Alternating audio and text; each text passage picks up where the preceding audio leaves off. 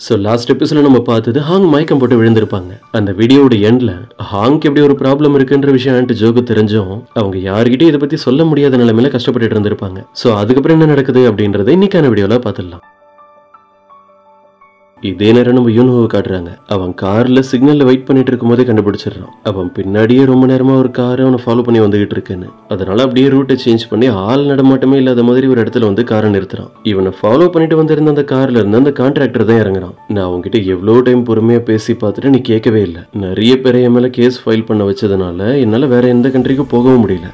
என்னால அந்த கேஸ்லாம் வாபஸ் வாங்க முடியாது நம்ம யூன்ஹோ சொன்னதும் அந்த கான்ட்ராக்டர் அவனுடைய கார்ல ஒரு கேங்கே கூப்பிட்டு வந்திருக்கான். நம்ம யூன்ஹோ அட்டாக் பண்ணி கதை எங்கேயே முடிக்கிறதுக்காக தான். அந்த கேங்ல இருக்கிறவங்களாம் வந்து இவனை போட்டு அடிக்க ஆரம்பிச்சிடுறாங்க. இப்ப வீட்டுல இருக்கிற ஹாங்க காட்டுறாங்க. ரொம்ப போர் அடிக்குதுன்னு சொல்லி வெளியே வராங்க. யூன்ஹோட அம்மா கூட அவங்கள பார்த்து எங்க நீ தனியா வெளியே போற, சாப்பிடவே இல்லையான்னு கேட்க, இல்ல யூன்ஹோ ஒர்க் முடிச்சுட்டு இன்னும் கொஞ்ச நேரத்துல கண்டிப்பா வீட்டுக்கு வந்துருவான், அவன் கூட நான் சேர்ந்து சாப்பிடுறேன், இப்ப நான் சும்மா வாக்கிங்க்கு வெளியே போயிட்டு வரேன்னு சொல்லிட்டு வராங்க. ஹாங் அவனுடைய நம்பருக்கு கால் பண்ணிட்டே தான் நடந்து போயிட்டு இருக்காங்க. திடீர்னு அவங்க ஆப்போசிட்ல பார்த்தா ஒருத்தன் நின்றுட்டு இருக்கான் கையில போன் வச்சுக்கிட்டு. பின்னாடி அந்த கார் லைட் ரொம்ப வெளிச்சமா இருக்கிறதுனால அவனுடைய ஃபேஸ் நம்ம ஹாங்க்கு தெரியல. யூன்ஹோ தான் வந்திருக்கான்னு நினைச்சு இவங்களும் சந்தோஷமா போய் பாக்குறாங்க. அப்புறம் தான் தெரியுது வந்திருக்கிறது அந்த யூன்சோங். இங்க என்ன நடக்குதுன்னு புரியாம அவங்களும் அப்படியே ஒரு ஷாக்ல நின்றுட்டு இருக்காங்க. இப்ப அப்படியே கட் பண்ண நெக்ஸ்ட் டே மார்னிங் நமக்கு சியோல தான் காட்டுறாங்க. இந்த ஊர்ல எங்கேயாவது வைஃபை கிடைக்குமான்னு எல்லா பக்கமும் தேடிக்கிட்டு இருக்கா. அவனுக்கு கிடைக்கவே இல்லை. கடைசியா ஒரே ஒரு இடத்துல இருந்து மட்டும் உனக்கு வைஃபை சிக்னல் கிடைக்குது. அது எங்கன்னு போய் பார்த்தா டே நடத்திட்டு இருக்கிற அந்த ஜிம் தான். நம்ம சியோல அவங்க கிட்ட பேசிக்கிட்டே அந்த இடத்துல இருக்கிற அவார்டு மெடல்ஸ் எல்லாத்தையுமே பாக்குறான். அங்க இருக்கிற நிறைய கப்ல நம்ம யூன்ஹோட பேர் தான் இருக்கு. இவனுக்கு ஆச்சரியமா இருக்கு. அப்ப யூன்ஹோக்கு பாக்ஸிங்லாம் தெரியுமான்னு கேட்க, பதிலுக்கிட்டே அவனுக்கு பாக்ஸிங் தெரியுமாவா, அவன் நிறைய காம்படிஷன்ல வின் பண்ணிருக்கான், ஒரு ப்ரோ பாக்ஸர்னு சொல்றாரு டே. இப்ப அப்படியே கட் பண்ண நேத்து நைட்டு நடந்த விஷயத்தை நம்ம காட்டுறாங்க. அந்த கான்ட்ராக்டரோட அடியாளுங்க நம்ம யூன்ஹோ அடிக்கிறதுக்காக வந்திருப்பாங்கல்ல. ஸ்டார்டிங்ல தான் அவனுக்கு 1-2 அடி விழுந்திருக்கும். அதுக்கப்புறம் நம்ம யூன்ஹோ தான் அந்த அடியாளுங்க எல்லாருமே அடிச்சு பஞ்சர் ஆக்கி அங்க இருந்து ஓட விட்டுருப்பான். அதுக்கப்புறம் அந்த கான்ட்ராக்டர் இங்க இருந்து தப்பிக்க விடாம புடிச்சு வச்சுக்கிட்டு போலீஸ் கிட்ட இன்ஃபார்ம் பண்ணிட்டு நம்ம யூன்ஹோ அவனை அவங்க கிட்ட புடிச்சு தந்துடுறான். இதே மாதிரி நம்ம ஹாங்காங் ஆப்போசிட்ல நின்னுட்டு இருக்கிறது யூன்சங் தான்ன்றது தெரிஞ்சிருக்கும். ஹாங்க அப்ப இங்கதான் நீ உன் ஃபேமிலியோட உன் எக்ஸ் ஹஸ்பண்ட் வீட்டுல தங்கி இருக்கியா, நீ இங்கதான் இருக்கன்ற விஷயத்தை என்னால கண்டுபிடிக்கவே முடியாதுன்னு நினைச்சிட்டியா, இதுக்கு மேல இப்படி எல்லாம் பண்ணாதுன்னு சொல்லிட்டு இருக்கான். ஹாங் இவனுடைய பேச்சு கேட்கறதுக்கே ரெடியா இல்ல. இப்ப நீ இந்த இடத்துக்கு எதுக்காக வந்திருக்க, என்ன மிரட்டுறதுக்கான்னு சொல்லிட்டு அவங்க அங்க இருந்து போக ட்ரை பண்றாங்க. உன்னுடைய மெடிக்கல் ரிப்போர்ட், உனக்கு இருக்கிற பிரச்சனைன்னு எல்லாமே எனக்கு தெரிஞ்சிருச்சு. இந்த விஷயத்துல உனக்கு நான் ஹெல்ப் பண்ணலாம் தான் நினைக்கிறேன். ஆனா அதுக்கு ரூல்ஸ் படி நான் உன்னுடைய கார்டியனா இருக்கணும். உன்னோட ஹெல்த்ல இப்படி ஒரு பிரச்சனை இருக்குன்றத நீ ஏன் இது வரைக்கும் உன்னுடைய அப்பா அம்மா கிட்ட சொல்லாம மறைக்கிற? ஆல்ரெடி உன்னுடைய பிரதர் சுவான் இறந்து போயிட்டான். இப்ப இந்த விஷயத்த சொன்னா அவங்க ஃபீல் பண்ணுவாங்கன்னு தானே. ஹாங் அப்படியே முடிச்சிட்டு அவனை திரும்பி பாக்குறாங்க. ஹாங், நான் சொல்றது கொஞ்சம் பொறுமையா கேளு. நீ மறுபடியும் ஆபீஸ்க்கு வந்து குயின்ஸ் டிபார்ட்மெண்டல் ஸ்டோருடைய சிஇஓவா ஒர்க் பண்ணு. 2 நாள்ல உனக்கு முக்கியமான ஒரு பிரஸ் மீட் இருக்கு. அங்க நீ என்ன பேசணும்ன்றதையும் நான் உனக்கு சொல்றேன். இப்படி அவன் பேசிக்கிட்டு இருக்கிற இதே நேரம் சியோல் வேற இந்த பக்கமா வந்துடுறான் பயங்கர கோவத்துல. யூன்சங், உனக்கு எவ்வளவு தைரியம் இருந்தா நீ இந்த இடத்துக்கு வந்திருப்ப, எங்களோட அந்த நிலைமைக்கு காரணமே நீதான் சொல்லிட்டு அவன் அடிக்கிறதுக்காக போறான். ஆனா யூன்சங் அப்படியே லைட்டா தள்ளி போயிடுறான். அதனால தரையில விழுந்து சியோலோட ஃபேஸ்ல தான் லைட்டா அடிபட்டுருது. அதுக்கப்புறம் எழுந்து பயங்கரமா ஃபீல் பண்ணி பேச ஆரம்பிச்சிடறான். நீ உண்மையா இருப்பேன்னு தான் நான் நம்பிட்டு இருந்தேன். நீ என் ஃபேமிலியில இருக்கிற எல்லாருமே ஏமாத்தினதுக்கு நானும் ஒரு வகையில காரணமா இருந்திருக்கேன். இது எல்லாத்தையும் விட நான் ரொம்ப ஃபீல் பண்ணிட்டு இருக்கிறதே டே நினைச்சுதான். அவ எங்க இருக்கான்னு மட்டும் சொல்லுன்னு கேட்டுட்டு இருக்கான். யூன்சங் எந்த ஒரு பதிலும் சொல்லாம இங்க இருந்து போயிடுறான். இதுக்கப்புறம் சியோல சமாதானப்படுத்தி அவனை இங்க இருந்து வீட்டுக்கு கூப்பிட்டு போறதே ஹாங்கும் டேயும் தான். இங்க பாரு, இப்ப இப்படி ஒரு விஷயம் நடந்ததுன்றத நம்ம வீட்டுல இருக்கிற யார்கிட்டயும் சொல்ல வேணாம். உன் ஃபேஸ்ல என்ன அடிபட்டிருக்குன்னு கேட்டாங்கன்னா நீ இருட்டுல தனியா நடந்து வரும்போது தெரியாம ஸ்லிப் ஆகி விழுந்து உனக்கு அடிபட்டுருச்சுன்னு சொல்லிடு.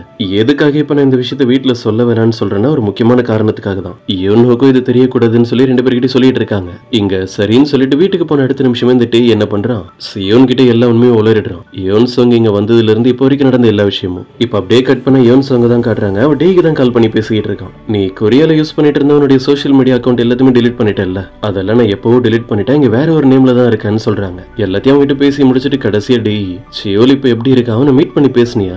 பதிலுக்கு யூன்சங், அவன் மேல உனக்கு என்ன அவ்வளவு அக்கறை இல்ல, அந்த சியோல் ரொம்ப சைல்டிஷா நடந்துப்பான், இப்படி நான் பண்ணதை அவனுக்கு ரொம்ப பெரிய ஷாக்கா இருந்திருக்கும், அதுல இருந்து வெளியே வந்திருக்கவே மாட்டான், அதனாலதான் கேட்டேன், வேற எதுவும் இல்லைன்னு சொல்றாங்க. யூன்சங் அவங்க கிட்ட போய் சொல்லிடுறான். இப்படி நீ பண்ணதெல்லாம் வெறும் ஷாக்ல மட்டும் இல்ல, உன் மேல அவன் ரொம்ப கோவத்துல இருக்கான், உன்னை மட்டும் அவன் கண்டுபிடிச்சானா சும்மா விட மாட்டான், இவன் சொல்றது உண்மைதான் போல இருக்குன்னு டேயை நம்ப ஆரம்பிச்சிடுறாங்க. இப்ப அப்படியே கட் பண்ண நைட் டைம் அந்த சியோல தான் காட்டுறாங்க. அவனுக்கு தூக்கமே வரலன்னு சொல்லி அழுதுட்டு உட்காந்துருக்கான். நைட்டு 1 மணி ஆகுது. நம்ம ஹாங் இப்போ வரைக்கும் யூன்ஹோக்காக தான் வெயிட் பண்ணிட்டு இருக்காங்க. இவன் வீட்டுக்கு வர்றதுக்கு ஏன் இவ்வளவு லேட் ஆகுது, ஒர்க் முடிச்சுட்டு எப்போ வந்திருக்க வேண்டியதாச்சு. இவங்க நினைச்ச மாதிரியே நம்ம யூன்ஹோ வரான். அவனுக்கு அடிபட்டு இருக்கிறதெல்லாம் பார்த்துட்டு யாராவது கேள்வி கேட்கறதெல்லாம் வேணான்னு சொல்லிட்டு தான் லேட்டா வந்திருக்கான். ஹாங் இப்போ வரைக்கும் முடிச்சிட்டு இருக்கிற விஷயம் எனக்கு தெரியாது. இவர் சத்தம் போடாம நைஸா உள்ள வரதை பார்த்துட்டு ஹாங்கே அவனை கூப்பிட்டு போய் கேள்வி கேட்க ஆரம்பிச்சிடுறாங்க.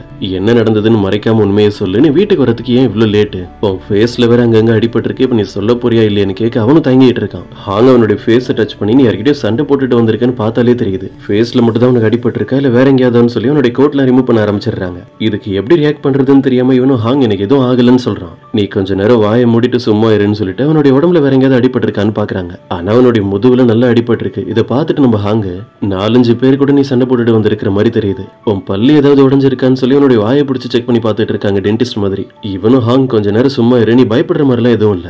இவனும் ஏதாவது சொல்லி சமாளிக்கலாம் ட்ரை பண்றான். ஆனா ஹாங் எதுவுமே நம்புறதுக்கு ரெடியா இல்ல. அப்புறம் இவனுக்கு அடிப்பட்ட இடத்துல அவங்க மருந்து போட்டுட்டு இருக்கும் போதே உண்மையை சொல்லிடுறான். ஹாங், நான் என்னை பத்தி ரொம்ப கெத்தெல்லாம் சொல்ல வரல, ஆனா இன்னைக்கு 4-5 பேர் கூட தனியா நின்று நான் சண்டை போட்டுட்டு தான் வந்திருக்கேன். அவங்க கையில கிடைக்கிற பொருளை எடுத்து நடிக்கிறதுக்கு ட்ரை பண்ணாங்க, அப்ப நான் சும்மா இருக்க முடியும். யுன்ஹோ, அப்போ உன் கையில எதுவுமே இல்லாம நீ எப்படி உங்களை சமாளிச்சேன்னு கேட்க, உனக்கு என்னை பத்தி நிறைய விஷயம் தெரியாது, நான் சின்ன வயசுல இருந்தே ஒரு பாக்ஸிங் பிளேயர். அந்த கான்ட்ராக்டர் மேல நான் கேஸ் ஃபைல் பண்ண சொல்லியிருந்தேன்ல, அவன் தான் கோவத்தில் அடியாளங்களெல்லாம் கூப்பிட்டு வந்து என்னை இப்படி அட்டாக் பண்ணது. நீ எதுக்கு இப்ப என்ன பார்த்து முறைச்சிக்கிட்டே இருக்க? நான் தான் எல்லாரையும் அடிச்சிட்டேன்ல. அந்த கான்ட்ராக்டரையும் போலீஸ்ல புடிச்சு கொடுத்துட்டு வந்திருக்கேன். யோன் சொங் தான் அவன் இப்படி எல்லாம் பண்ண சொன்னா அப்படின்றதுக்கான ப்ரூஃப் மட்டும் கிடைச்சதுன்னா நம்ம விஷயத்துல ஹெல்ப்ஃபுல்லா இருக்கும்ல. இவன் என்ன சொன்னாலும் சரி, நம்ம ஹாங் அதெல்லாம் கேட்காம ஒரே ஒரு விஷயத்தை தான் திரும்ப திரும்ப சொல்லிட்டு இருக்காங்க. உனக்கு பாக்ஸிங் தெரிஞ்சிருந்தாலும் சரி, உன்னை அட்டாக் பண்றதுக்காக நிறைய பேர் வராங்க அப்படின்னா நீ சேஃபா அங்க இருந்து வேற ஏதாவது இடத்துக்கு போயிடணும். இந்த விஷயத்துல எனக்கு ப்ராமிஸ் பண்ணுன்னு சொல்றாங்க. அவன் எதுவுமே பேசாம கொஞ்ச நேரம் அமைதியா இருந்துட்டு அப்புறம் சொல்றான், என்னால கண்டிப்பா இந்த விஷயத்த பண்ண முடியாதுன்னு நினைக்கிறேன். ஏன்னா ஆல்ரெடி நான் எனக்குள்ள ஒரு ப்ராமிஸ் பண்ணியிருக்கேன், அதுவும் உனக்காக தான் சொல்றான். ஹாங்க்கு புரியல. புதுசா மேரேஜ் பண்ற கப்பல்ஸ் எல்லாம் இப்படிதான் ப்ராமிஸ் எல்லாம் பண்ணிப்பாங்க. ஆனா இப்பதான் நமக்கு டிவோர்ஸ் ஆயிடுச்சு இல்ல, அதனால இனிமே அந்த ப்ராமிஸ் எல்லாம் ஒன்னும் ஃபாலோ பண்ண தேவையில்ல. இன்னொரு டைம் நீ யார்கிட்டயாவது சண்டை போட்டு இப்படி எல்லாம் அடிபட்டு வந்தேன்னு வை, நானே ஒன்னு அடிப்பேன்னு சொல்லிட்டு இருக்காங்க. அவங்க முறைக்கிறத பார்த்துட்டு இவனு பயந்து போய் ப்ராமிஸ் பண்ணிடுறான். இவங்க பேசுறதெல்லாம் பார்த்தா டிவோர்ஸ் பண்ணி பிரிஞ்ச மாதிரி தெரியல, இப்பதான் லவ் பண்ணவே ஆரம்பிச்சிருக்கிற மாதிரி தெரியுது. இப்ப அப்படியே கட் பண்ண நெக்ஸ்ட் டே மார்னிங் எல்லாருமே ஒண்ணா உட்காந்து பிரேக்ஃபாஸ்ட் சாப்பிடுறதுக்காக வந்திருக்காங்க. சியோலோட ஃபேஸ்ல ஒரு வெட்டு இருக்கு, நம்ம யுன்ஹோட ஃபேஸ்ல வேற அங்கங்க அடிபட்டு இருக்கு. இது எல்லாருமே பாத்துறாங்க. என்னாச்சு உங்க 2 பேருக்கும்? உங்க ஃபேஸ்ல அங்கங்க அடிபட்டு இருக்கு, ஏதாவது பிரச்சனையான கேட்க 2 பேருமே மனசாட்சி இல்லாம சமாளிக்கிறாங்க. அது வந்து நேத்து இருட்டுல நடந்து போயிட்டு இருக்கும்போது தெரியாதனமா ஸ்லிப் ஆகி கீழே விழுந்து ஃபேஸ்ல அங்கங்க அடிபட்டு இருக்கு அப்படின்னு யுன்ஹோட அப்பாவும் இவங்க ஏதோ சமாளிக்கிறாங்க அப்படின்றத புரிஞ்சுக்கிட்டு சியோல் கிட்ட கேக்குறாங்க, ஒரு வேலை நேத்து நீங்க 2 பேரும் ஏதாவது சண்டை போட்டீங்களா என்ன? பதறி போன சியோல், நான் எதுக்கு யுன்ஹோ கூட சண்டை போட போறேன்? எங்க 2 பேருக்கு நடுவில் எந்த பிரச்சனையும் இல்ல. அது மட்டும் இல்லாம யுன்ஹோக்கு பாக்ஸிங்ல வேற தெரியும். இப்படி அவன் சொல்றது கேட்டதும் ஹாங்கோட ஃபேமிலி, ஹாங்கோட அப்பான்னு அங்க இருக்கிறவங்க எல்லாருக்குமே பயங்கர ஷாக்கு. யுன்ஹோ, உனக்கு பாக்ஸிங்லாம் தெரியுமா? இது வரைக்கும் இந்த விஷயத்தை இங்க யார்கிட்டயுமே சொல்லவே இல்லையே அப்படின்னு. அப்ப யுன்ஹோட அப்பா தான், இது மட்டும் இல்ல, அவன் எல்லா ஸ்போர்ட்ஸ்லுமே பெஸ்ட் தான். படிக்கிறது, ஸ்போர்ட்ஸ், எந்த விஷயமா இருந்தாலும் சரி அவன் தான் நம்பர் 1 இருப்பான். இப்படி இவன் எல்லாத்திலுமே டேலண்டான ஸ்டூடெண்டா இருந்ததுனால இவனை எதுல சேர்த்து விடணும், என்ன படிக்க வைக்கணும்னு எங்களுக்கு சின்ன வயசுல புரியவே இல்லை. அவன் அப்படியே என்ன மாதிரின்னு சொல்லி ரொம்ப பெருமையா பேசிக்கிட்டு இருக்காரு. அப்புறம் ஹாங் நடந்துக்கிறதெல்லாம் பார்க்கும்போது எனக்கு என்னமோ அவங்களுடைய அம்மாவோட கேரக்டர் தான் உங்களுக்கு இருக்கும்னு தோணுது அப்படின்னு அங்க இருக்கிறவங்க எல்லாருமே சந்தோஷமா பேசிக்கிட்டு இருக்காங்க. ஆனா ஹாங் அம்மாவோட ஃபேஸ்ல எந்த ஒரு ரியாக்ஷனும் இல்ல, அப்படியே திரும்பி உட்காந்துருக்காங்க. இப்படி இங்க நடக்கிறதெல்லாம் வச்சு யுன்ஹோட அம்மா கரெக்டா கண்டுபிடிச்சிடுறாங்க. ஹாங்கும் அவங்களுடைய அம்மாவுக்கு நடுவில் பர்சனலா ஏதோ ப்ராப்ளம் எல்லாம் போயிட்டு இருக்கு, 2 பேரும் சரியா பேசுறதே இல்ல அப்படின்னு. இப்ப கொஞ்ச நேரத்துக்கு அப்புறம் காட்டுறாங்க, நம்ம யுன்ஹோ ஆபீஸ்க்கு போறதுக்காக ரெடி ஆகிட்டு இருக்கும்போது சம்பந்தமே இல்லாம அந்த சியோல் வந்து அவங்க கிட்ட ஒரு விஷயத்த சொல்றதுக்கு ட்ரை பண்றான். ஹாங் உங்ககிட்ட ஒரு விஷயத்த பத்தி சொல்லக்கூடாதுன்னு சொல்லியிருந்தா, அது என்னன்னு ஆரம்பிக்கும் போதே அந்த இடத்துக்கு வந்து நின்னுட்டு இருக்க ஹாங், இப்ப நீ என்ன சொல்ல போற? அவங்கள பார்த்து பயந்து இந்த சியோல், அதெல்லாம் எனக்கு ஒன்னும் தெரியாதுன்னு சொல்லிட்டு அங்க இருந்து போயிடுறான். நம்ம யுன்ஹோ அவங்கள பார்த்து கேட்கறான், ஏதோ ஒரு விஷயத்த நீ என்கிட்ட சொல்லக்கூடாதுன்னு அவங்க கிட்ட சொல்லியிருந்தியாமே, அது என்னன்னு கேட்கறான். ஹாங் சொல்ல மாட்டாங்க. இப்ப அது முக்கியம் இல்ல, நீ ஆபீஸ்க்கு போறதுக்கு முன்னாடி உனக்கு அடிபட்டு இருக்கிற இடத்துல மருந்து வச்சியா இல்லையா? இல்ல, நான் ரெடி ஆகிற அவசரத்துல மறந்துட்டான்னு சொல்றான். இப்படிதான் இவன் பண்ணுவான்னு நம்ம ஹாங்க்கு முன்னாடியே தெரியும் போல இருக்கு. அவங்க ஆல்ரெடி கையில மருந்துலாம் எடுத்துட்டு தான் வந்திருக்காங்க. அவனை கொஞ்சம் கிட்ட வர சொல்லிட்டு அடிப்பட்ட இடத்துல அவனுக்கு மருந்து அப்ளை பண்ணிட்டு இருக்காங்க. பேண்டேட் எல்லாம் போட்டு விட்டுட்டு கொஞ்ச நாளுக்கு அப்புறம் இதெல்லாம் சீக்கிரம் மாத்திரேன்னு சொல்றாங்க. சரி, அவன் இங்க இருந்து போலான்னு பார்த்தா அவனுக்கு ஹாங்கு டாட்டாலாம் சொல்லிட்டு இருக்காங்க. இவங்க பண்றதெல்லாம் வச்சு பார்த்தா அவங்களுக்கு டிவோர்ஸ் ஆன மாதிரி தெரியல. புதுசா மேரேஜ் ஆன ஹஸ்பண்ட் அண்ட் ஒய்ஃப் எப்படி நடந்துப்பாங்களோ அப்படிலாம் நடந்துக்கிறாங்க. நம்ம யுன்ஹோக்கும் இப்ப இங்க இருந்து போறதுக்கு மனசே இல்ல. கொஞ்சம் தூரம் போயிட்டு அப்படியே ரிட்டர்ன் வந்து திரும்ப ஹாங் கிட்ட பேசுறான். இந்த டைம் ஆஃபீஸ் ஸ்கூல்னு எல்லாருமே போவாங்க, ரொம்ப ரஷ்ஷா இருக்கும். நான் கண்டிப்பா டிராஃபிக்ல மாட்டிப்பேன், அதுக்கு நான் கொஞ்ச நேரம் இங்கே வெயிட் பண்ணிட்டு அதுக்கப்புறம் போறேன். இப்படி ஒரு காரணத்தை ரெடி பண்ணிட்டு நம்ம ஹாங்க கூப்பிட்டு அவங்களுடைய அந்த கடைக்கு வெளியே போய் உட்காந்து அவங்களே பார்த்துட்டு இருக்கான். இதே இடத்துல உட்காந்துதான் 4 வருஷத்துக்கு முன்னாடி அவங்க 2 பேரும் ஐஸ்கிரீம் சாப்பிட்டு இருப்பாங்க. இப்போ அதே தான் நடக்குது.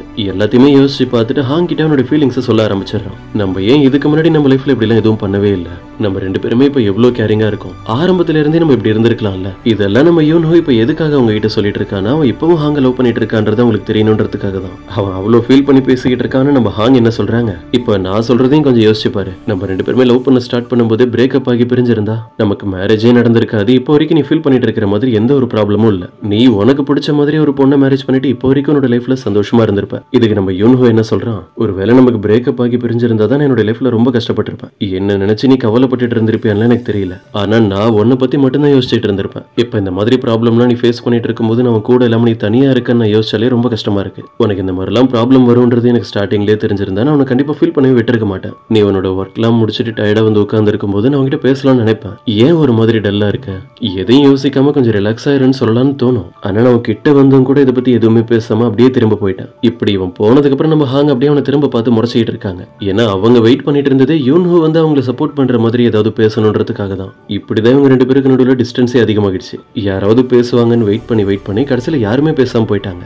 எந்த அளவுக்குன்னா ஆபீஸ்ல நம்ம யூன்ஹோ நடந்து போகும்போது ஆப்போசிட்ல ஹாங் வந்தாலும் ரெண்டு பேரும் இப்படி பார்த்துக்க கூட மாட்டாங்க. இப்படி அவங்க முன்னாடி நடந்த தப்பெல்லாம் யோசிச்சு பார்த்துட்டு இப்போ ஃபேஸ் டு ஃபேஸ் பார்த்துட்டு உட்காந்துருக்காங்க. இப்போ அப்படியே கட் பண்ண நமக்கு அந்த யூன்சங் கிட்ட அவனுடைய அம்மா பேசிட்டு இருக்கிறத காட்டுறாங்க. நீ எங்க இருந்த, எப்போ வீட்டுக்கு வந்தேன்னு எந்த விஷயத்தையும் என்கிட்ட சொல்ல மாட்டேன். சேர்மன் இப்ப எங்க இருக்காரு, ஒரு பத்திரமா இருக்காரா இல்லையா, நீ சேர்மனை திரும்ப கொண்டு வா, அதுக்கப்புறம் நீ என்கிட்ட என்ன பேசணுமோ தெளிவா பேசலாம்னு சொல்றாங்க. பதிலுக்கு இந்த யூன்சங் எனக்கு உங்களுடைய பர்மிஷன்லாம் எதுவும் தேவையில்ல, நான் ஹாங்க தான் மேரேஜ் பண்ணலான்னு முடிவு பண்ணிருக்கேன், சீக்கிரமே அதுக்கான வேலை எல்லாமே சரியா நடந்து முடியும்னு சொல்றான். இப்ப நம்ம யூன்ஹோ தான் காட்டுறாங்க. ஆபீஸ்க்கு வந்து அவனுடைய வேலையை ஆரம்பிக்கலான்னு பார்த்தா இந்த லீகல் டிபார்ட்மெண்டோட ஹெட் அவன் தானே இருந்தான். அந்த போஸ்ட்ல இருந்து அவனை தூக்கிட்டாங்க. அவன் ஏதோ மிஸ்டேக் பண்ணிட்டான், அதனாலதான் இந்த போஸ்ட்ல இருந்து அவனை தூக்கிட்டாங்கன்னு சொல்லி மென்ஷன் பண்ணிருக்காங்க. இதுக்காக அவனை கூப்பிட்டு வச்சு இன்வெஸ்டிகேட் பண்றதுக்கு கூட வாய்ப்பு இருக்கு. இந்த வேலையெல்லாம் பார்த்து விட்டு இருக்கிறது வேற யாரும் இல்ல, அந்த யூன்சங் தான். இப்படி ஒரு விஷயம் நடந்திருக்குன்றது குயின்ஸ் குரூப்ல இருக்கிற எல்லாருக்குமே தெரிஞ்சு எல்லாருமே நம்ம யூன்ஹோ பத்தி தான் பேசிட்டு இருக்காங்க. அவன் இவ்வளவு நாளா ஒர்க் பண்ணிட்டு இருந்த இடத்துல இருந்து அவனை வேற இடத்துக்கு ஷிஃப்ட் பண்ணிருக்காங்க. அது என்னமோ பழைய ஸ்டோரேஜ் ரூம் மாதிரி இருக்கா. அந்த இடத்துக்கு யூன்சங் வந்து அவங்க கிட்ட சொல்ல ஆரம்பிக்கிறான். நான் என்னமோ குயின்ஸ் டிபார்ட்மெண்ட்க்கு எதிராக மிஸ்டேக் பண்ண மாதிரி என்ன இந்த இடத்துல மாத்தி விட்டுருக்கீங்க, நான் அப்படி ஒரு தப்பு பண்ணிருக்கேன்னு எவிடன்ஸ் ஏதாவது இருக்கா. பதிலுக்கு யூன்சங்கும் அதுக்கு தான் ஒரு இன்வெஸ்டிகேஷனுக்கு டீம் ரெடி பண்ணிருக்கா. அவங்க சீக்கிரமே அதை கண்டுபிடிச்சு சொல்லுவாங்க. அது வரைக்கும் நீங்க தான் ஒர்க் பண்ணி ஆகணும். அப்புறம் நேத்து நான் உன்னோட ஊருக்கு தான் வந்திருந்தேன், அந்த இடம் ரொம்பவே நல்லா இருந்தது. இப்படி அவன் சொல்றது கேட்டதும் நம்ம யூன்ஹோக்கு ஷாக்கு. நேத்து நான் அந்த இடத்துக்கு வந்து ஹாங்க தான் மீட் பண்ணி பேசிட்டு போனேன். அவ உங்ககிட்ட இந்த விஷயத்தை பத்தி சொல்லவே இல்லையா? அப்ப நீ உன்னோட வீட்டுல தான் ஹாங்க அவளுடைய ஃபேமிலி எல்லாருமே சேஃபா தங்க வச்சிருக்க, அப்படிதானே? பதிலுக்கு நம்ம யூன்ஹோ ஆமா, இப்ப அவங்க தான் அங்க இருக்காங்க.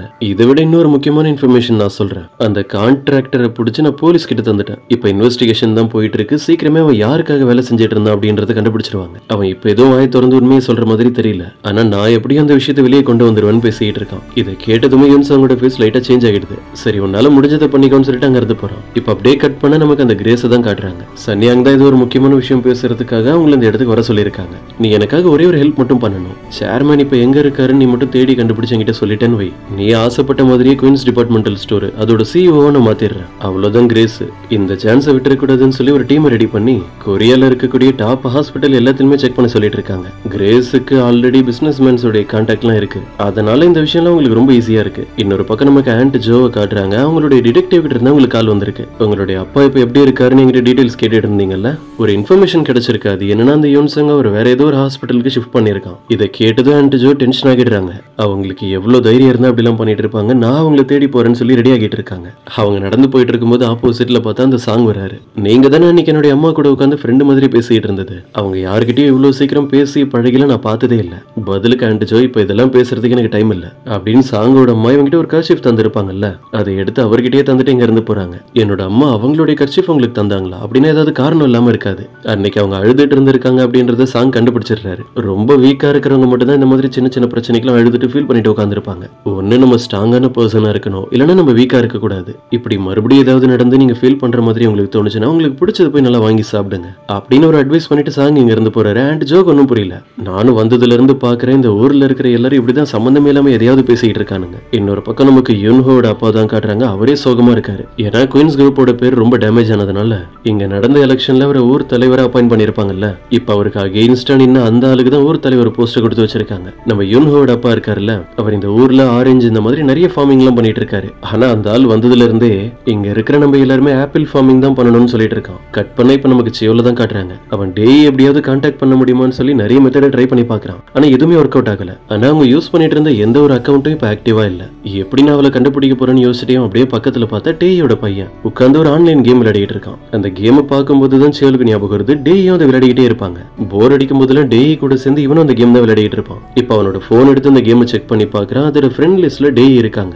2 மணி நேரத்துக்கு முன்னாடி அவங்க ஆன்லைன் வந்து கேம் விளையாடி இருக்காங்கன்றது உனக்கு தெரிஞ்சிருது. இப்ப கூட அவங்களை நினைச்சு சியோல் சந்தோஷப்படுறான். டேய்க்கு எந்த பிரச்சனையும் இல்ல, அவங்க ஏதோ ஒரு இடத்துல நல்லா தான் இருக்காங்க அப்படின்னு. இப்ப நமக்கு அந்த கிரேஸை தான் காட்டுறாங்க. அவங்க ரிச்சான ஃபேமிலியை சேர்ந்தவங்களுக்கு மேரேஜ் பண்ணி வைக்கிற வேலையை மட்டும் பண்றது இல்ல. எந்த பிரச்சனையும் இல்லாம 2 பேரோட லைஃப் நல்லா இருந்தாலும் ஏதாவது பிரச்சனையை உருவாக்கி அவங்க 2 பேரையும் பிரிச்சு விட்டுட்டு வேற பர்சனை செகண்ட் மேரேஜ் பண்ணி வைக்கிறது அது இதுன்னு எல்லா வேலையும் பண்ணிட்டு இருக்காங்க. இப்ப கூட அவங்க போன்ல இதை பத்தி தான் யார்கிட்டயோ பேசிட்டு பேசிட்டு இருக்கும்போது திடீர்னு பார்த்தா பக்கத்துல நம்ம யூன்ஹூ அவனுடைய ஃப்ரெண்டும் நிக்கிறான். உங்ககிட்ட ஒரு முக்கியமான விஷயம் பேச வேண்டியது இருக்குன்னு சொல்லி உங்களை உள்ள கூப்பிட்டு போய் உட்கார வச்சு, நீங்க இது வரைக்கும் எவ்வளவு போய் சொல்லி எத்தனை பேரை மேரேஜ் பண்ணி வச்சிருக்கீங்க, அதை விட அதிகமா போய் சொல்லி நல்லா இருந்த 2 பேரை பிரிச்சு வச்சிருக்கீங்க, அதுக்கான டீடைல் லிஸ்ட் எல்லாமே எங்ககிட்ட ரெடியா இருக்கு. இப்ப நாங்க சொல்ற விஷயத்த மட்டும் நீங்க எங்களுக்காக பண்ணலனா இது எல்லாமே வெளியே தெரிஞ்சிடும். இந்த யோன்சங் அப்புறம் அவனுடைய அம்மா அவங்க 2 பேருடைய பிளான் என்ன, அவங்க என்னதான் பண்ணிட்டு இருக்காங்க, அவங்கள பத்தி கண்டிப்பா உங்களுக்கு தெரிஞ்சிருக்கும். அது எல்லாத்தையுமே நீங்க எங்ககிட்ட சொல்லிதான் ஆகணும். அப்படியே பின்னாடி மாசம் நடந்து வர்ற ஆண்ட் ஜோ கையில எடுத்துட்டு வந்திருக்கிற அந்த ஹேண்ட் பேக் வச்சு இந்த கிரேஸோட தலையிலே ஒரு தட்டு, என்ன எங்களுக்கு ஹெல்ப் பண்றதுக்கு இப்படி யோசிச்சுட்டு உட்காந்துருக்க, உன்னோட சீக்ரெட் எல்லாம் இப்ப எங்க கிட்ட தான் இருக்கு, இப்ப நீ எங்களுக்கு ஹெல்ப் பண்ணி தான் ஆகணும், இல்லைன்னா நான் எவ்வளவு கோவப்படுவேன்னு உனக்கு நல்லாவே தெரியும். வேற வழி இல்லாம கிரேஸே உங்களுக்கு ஹெல்ப் பண்றதுக்கு சரின்னு சொல்லிடுறாங்க.